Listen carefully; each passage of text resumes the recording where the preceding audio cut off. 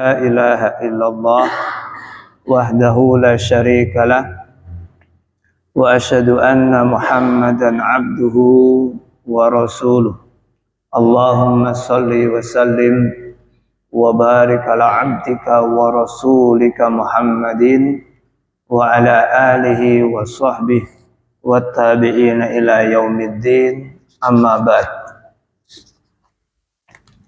Para jemaah sekalian, kita berada di surat Al-Hajj ayat 16 atau 15. Allah Subhanahu wa taala berfirman, A'udzu billahi minasyaitonir rajim. Man kana yadhunnu alla yansurahullahu fid dunya wal akhirah falyamdud bisababin ilas sama summa liyaqta falyandur hal yudhibanna kaiduhu ma yaghid wa kadzalika anzalnahu ayatin bayyinat wa annallaha yahdi may yurid. Ayat 15 dan ayat 16. Kita lihat dulu terjemahannya. Barang siapa menyangka bahwa Allah tidak akan menolong Muhammad di dunia dan di akhirat, maka hendaklah dia merentangkan tali ke langit-langit lalu menggantung diri. Kemudian pikirkanlah apakah tipu dayanya itu dapat melenyapkan apa yang menyakitkan hatinya. Dan demikianlah kami telah menurunkan Al-Quran yang merupakan ayat-ayat yang nyata. Sesungguhnya Allah memberikan petunjuk kepada siapa yang Dia kehendaki.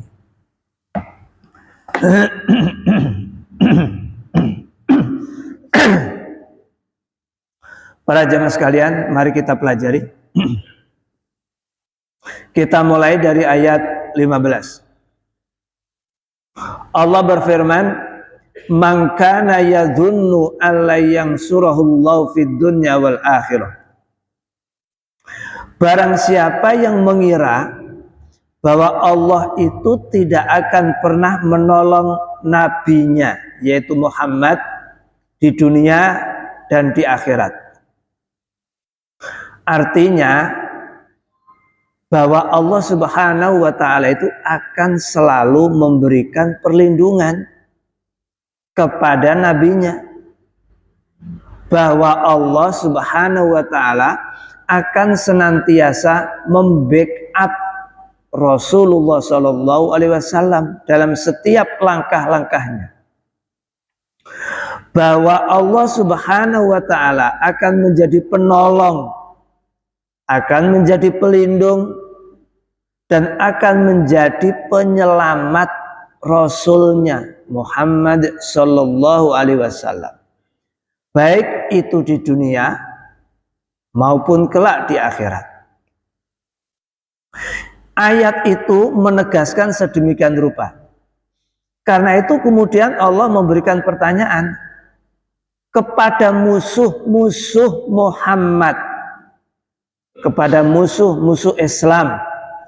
Siapa yang mengira bahwa Allah tidak akan memberikan pertolongan kepada Muhammad, maka hendaklah, kata Allah, falyamdud bisababin ilas sama, hendaklah ia menggunakan tali.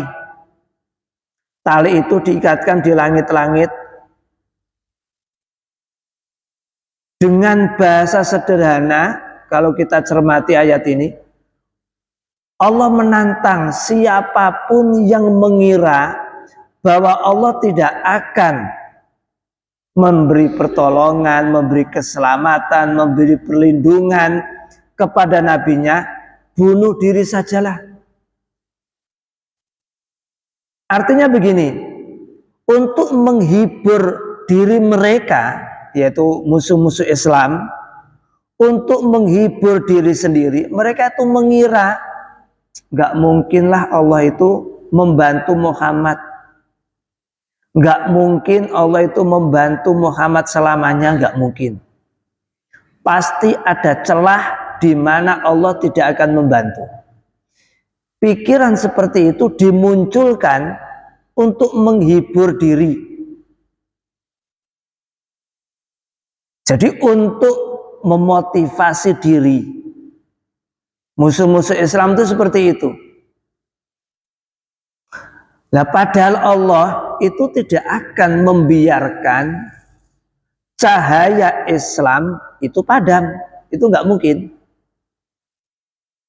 Jadi ayat ini mempertegas bahwa perlindungan Allah kepada Nabi Muhammad, khususnya Nabi Muhammad, itu adalah abadi. Bahwa perlindungan, keselamatan untuk nabinya itu terjamin sudah. Nah, karena itu Allah di dalam ayat ini mengatakan, kalau ada orang yang mengira Allah akan membiarkan Rasulnya, bunuh diri sajalah. Jika memang bunuh diri itu mampu menghilangkan kesedihan di dalam hatinya. Kalau tadi kan mengira, dengan mengira-ngira, mungkin enggak lah, Muhammad enggak selamanya ditolong, pasti ada celah di mana Muhammad dibiarkan lepas. Itu dalam rangka untuk menghibur diri. Jika memang kurang cukup, sudahlah, bunuh diri saja. Dan apakah kalaupun mereka bunuh diri, itu akan mampu menghilangkan kesedihan, menghilangkan amarah dari diri mereka? Nah itu. Jadi ayat ini juga mempertegas betapa kebencian, betapa permusuhan itu akan selamanya ada dalam jiwa musuh-musuh Islam. Akan selamanya ada. Jadi nggak ada ceritanya musuh-musuh Islam itu akan membiarkan Islam berkembang sebagaimana dulu musuh-musuh Rasulullah itu tidak akan pernah membiarkan Rasul itu selamat, tidak akan membiarkan Rasul itu menang, tidak mungkin. Berbagai tipu daya akan ditempuh, berbagai upaya akan ditempuh, berbagai rekayasa akan ditempuh dalam rangka untuk menghentikan langkah Muhammad dalam berdakwah. Tapi apakah mereka mengira, apakah musuh-musuh Islam itu menyangka bahwa Allah akan membiarkan Muhammad sendirian? Jawabannya tentu tidak. Tidak akan pernah dibiarkan sendirian. Dan itu sudah terbukti dalam sejarah kehidupan Rasulullah Sallallahu Alaihi Wasallam. Dan ayat ini, para jamaah sekalian, juga menegaskan bahwa ada sisi-sisi di mana musuh-musuh Islam itu kehilangan akal untuk memusuhi Islam. Bahasa sederhana, musuh-musuh Islam itu pada suatu titik tertentu kentekan pikiran, kentekan akal, piye carane iki. Sampai terkadang tidak logik, tidak masuk akal, tidak masuk logika. Yang diskenariokan itu, yang direncanakan itu terkadang tidak masuk akal sehat. Seperti, mohon maaf, kemarin itu kami punya kenalan dari Bogor. Kami sempat berkomunikasi dengan teman itu yang dari Bogor. Karena keberadaan Bogor itu kan tentu lebih dekat dengan Cianjur ya, daripada kita di sini. Saya sempatkan untuk bertanya pada teman itu di Bogor. Kamu dengar apa itu tentang peristiwa Cianjur itu? Nah, saya tanya begitu. Apa jawabnya? Nah, ini yang membuat kita terbelalak itu. Kami menerima berita di Cianjur itu banyak orang-orang pakai baju putih layaknya ustadz. Tapi setiap kali hendak menawarkan bantuan selalu bilang, murtadlah dulu, nanti bantuan akan kuberikan. Jadi masuk Islam, masuk Kristen dulu, nanti seluruh kebutuhan kamu akan kita cukupi. Ini berarti memperkuat asumsi yang beredar di media sosial bahwa memang terjadi pemurtatan massal di sana itu. Dan mohon maaf kalau para jamaah mencermati media sosial, dari tahun ke tahun itu ada perubahan, ada pergeseran pola kehidupan mereka dalam merayakan Natalan. Jadi virus Nusantara itu bukan hanya menimpa umat Islam, tapi juga menimpa orang-orang non-Islam. Buktinya apa? Dalam perayaan Natalan, mereka itu menggunakan baju koko, songkok hitam, yang perempuan dijilbabi. Coba bayangkan. Budaya-budaya gamelan dipakai. Kemudian apa itu? Apa nek wong wedok nganggo apa? Kebaya-kebaya dipakai. Pakai kerudung dan macam ragamnya. Loh, ini kan gila deh ini. Sudah gila ini. Sampai segitunya. Dalam rangka untuk menarik simpati mungkin, membaurkan diri mungkin, merekayasa. Sedemikian rupa mereka itu. Ini kan kamuflase sebenarnya. Padahal dulu ketika masih zamannya Mbah Harto, kita itu mendengar ada sebuah skenario untuk membalik populasi Indonesia yang berawal dari mayoritas Islam menjadi mayoritas Kristen itu sampai target tahun 2000. Gagal total. Gagal total. Melalui proses pemurtatan dan lain sebagainya gagal total. Sekarang 2023. Jadi sebegitunya,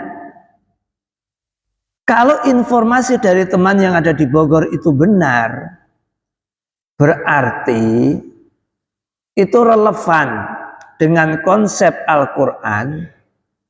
Saya menggunakan istilah, jika alam tidak lagi bersahabat, yakinlah ada maksiat yang kau perbuat. Jadi kalau kemarin tuh kita menyaksikan bagaimana saudara-saudara kita di Cianjur lepas dari itu adab, lepas dari itu peringatan, toh kita juga tetap memberikan bantuan, is okay, kita juga memberikan bantuan, donasi, tetapi kalau dalam konsep Al-Quran, setiap ada musibah dan bencana itu tidak jauh dari kemaksiatan. Nah itu. Nah, salah satu kemaksiatannya ya tadi itu. Datangnya orang-orang non-Islam dengan berpakaian Muslim, lalu mengajak murtad dengan iming-iming bantuan. Ini. Tapi Allah boten sare. Allah tidak tidur. Dan Allah tidak akan membiarkan cahaya Islam dipadamkan. Baik, kita lanjut ayat 16. Wa kadzalika, dan sedemikian itulah, anzalnahu, kami turunkan, ayatim bayyinat, kami turunkan Al-Quran sebagai ayat-ayat yang jelas.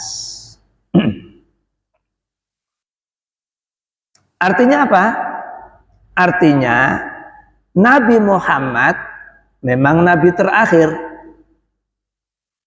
Nabi terakhir membawa Al-Quran. Al-Quran mukjizat terbesar dan kitab suci terakhir yang dibawa. Itu menyempurnakan semua kitab sebelumnya. Dan tantangan terbesar adalah Al-Quran. Dan semua akan menjadi jelas dengan Al-Quran. Dan semua akan menjadi terang benderang dengan Al-Quran. Wa annallaha yahdi may yurid, dan sesungguhnya Allah akan memberikan petunjuk kepada yang dikehendaki. Artinya bahwa hidayah itu tidak bisa dipaksakan. Sebagaimana untuk memeluk ajaran Islam itu juga tidak bisa dipaksakan. Tetapi ingat, hidayah tidak ditunggu. Ini yang harus dicatat. Hidayah itu tidak boleh sekedar kita diam lalu menunggu hidayah itu datang. Tidak boleh seperti itu. Tetapi kita harus berusaha, keluar, berjalan, menelusuri, mencari, menyongsong hidayah itu. Makanya di dalam hadis disebutkan, kalau ada seseorang berjalan satu jengkal, Allah akan menyongsong kehadirannya dengan satu depa. Kalau ada satu depa, satu lengan, dan begitu seterusnya. Sampai disebutkan, kalau ada seseorang yang datang kepadaku dengan berjalan, aku akan menyambutnya dengan berlari. Jadi harus ada usaha. Tidak menunggu lalu pasif, tidak. Para jamaah sekalian, kita bersyukur kita tidak pernah minta terlahir sebagai seorang muslim. Wong lahir itu nggak bisa direquest. Mau lahir di mana, di lingkungan seperti apa, kita nggak pernah minta kan? Orang Amerika itu juga nggak pernah minta dilahirkan di Amerika. Kita di Indonesia juga tidak pernah minta dilahirkan di Indonesia.